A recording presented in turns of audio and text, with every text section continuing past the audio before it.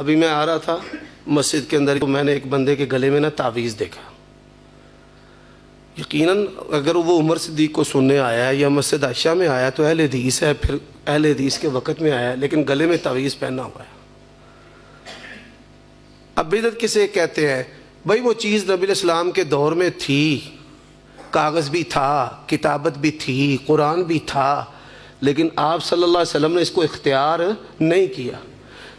شے ہون دے باوجود بھی آپ دی پیدائش دا دن آپ دی زندگی چ بار بار آیا، پر آپ نے کوئی عید نہیں منائی. پر عید میلاد النبی دے ہوتے تے فارمولا لانے ہاں، تعویذ دے ہوتے نہیں لاندے. بھائی صحابہ کرام بیمار بھی ہوتے تھے، مدینے میں طبیب کوئی نہیں تھا، لوگوں کو بڑی اس کی ضرورت تھی، لیکن ضرورت ہونے کے باوجود بھی اللہ کے نبی نے یہ چیز اختیار نہیں فرمائی.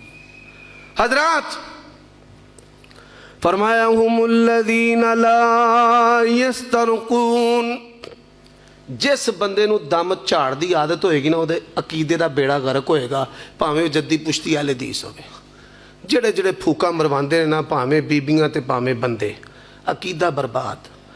فرمایا بغیر حساب کے رب کی جنت میں جانے والے ایسے غیرت مند موحد ہوں گے، لا یسترقون، ساری زندگی کسی سے دم نہیں کروائیں گے.